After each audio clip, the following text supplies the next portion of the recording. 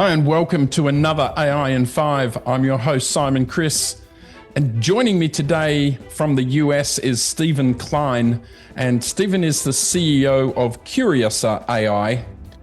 We're going to be talking about 3 megatrends that Stephen is seeing in the AI industry. Hey, Stephen, nice welcome to here. AI in 5. Welcome. I'm just going to start that again. Hey, Stephen, welcome to AI in 5. Thanks for joining us. It's a pleasure to be here. I'm grateful. I'm a fan. Thank you so much. All the way from the United States. I love our conversations that we have outside of this, but today I want to focus in on a topic that you and I have talked about, is that these mega trends that are going on in the AI industry. And I'd love to just get your take on the top 3, because we've only got 5 minutes. We'll just talk about the top 3 mega trends. What are you seeing? Yes, sir. It's fascinating.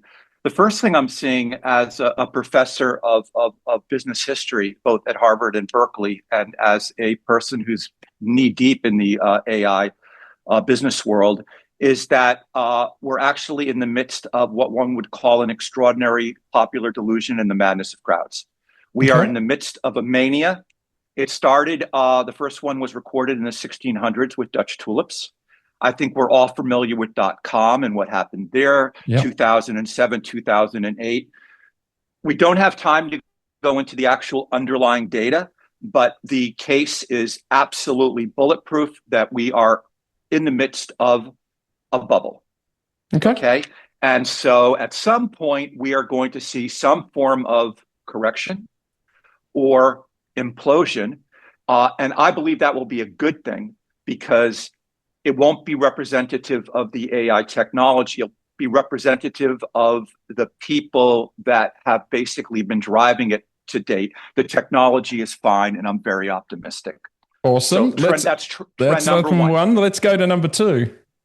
Trend number 2, in the 1950s, the sugar industry created a very innovative playbook when it became public knowledge that sugar was bad for you.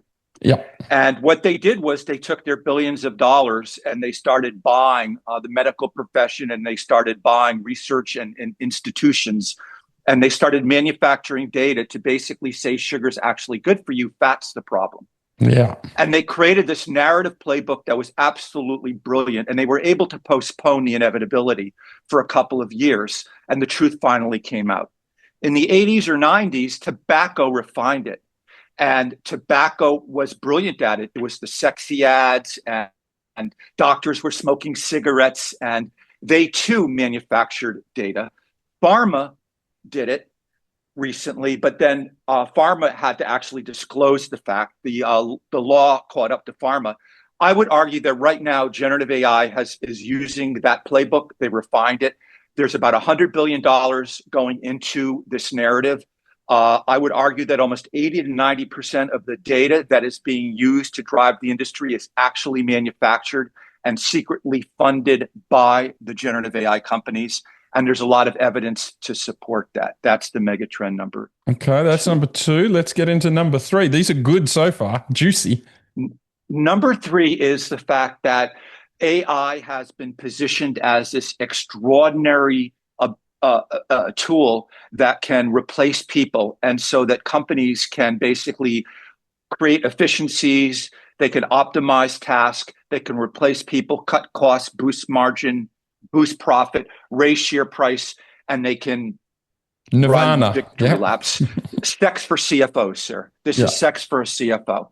Okay, the reality is that, in fact, generative AI was never capable of replacing anybody. The error rates are 30 to 70%. They now are hiring people back to actually manage the AI they brought in to replace the people in the first place. 30% of the pilots are successful, 70 to 80% have failed. And so what we're seeing now is a move toward augmentation, a move toward partnership, and in fact, there's going to be a rehiring taking place. And it's going to be actually, I believe, good news for business, good news for value creation. And I can't wait for that party to end. Yeah. Wow. That's a lot there to Those are think. my 3 tenths, sir. How did I do? Because I'm from New York. We talk fast. No, you're good. You're good. We're still good on time. Okay. Actually, we're right at time. So I want to All ask right. you the same question I ask everybody, and I'll be really interested in your take on this. What would be your advice to an organization just starting their AI journey? Maybe they haven't even onboarded any generative or other form of AI yet. What would be your advice? I would be very clear on this that the CEO, whether it's a small company or whether it's a Fortune 500 company, the CEO needs to take the lead, that you cannot delegate this task, that it's not a tool, it's a platform, it's infrastructure, it's a catalyst for actually changing an organization. And it's an extraordinary opportunity. So, one, the CEO has to lead. He can't delegate. She can't delegate.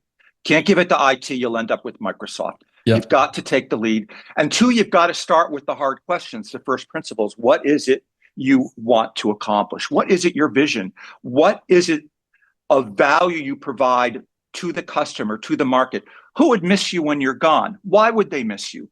How do you create short-term value and long-term value? And when you finally begin to flesh out these questions and these answers, you bring your organization together. You use this as a unifying way in which you can actually elevate the organization, and you implement generative AI as an integrative multi LLM open source platform that puts organization and people first.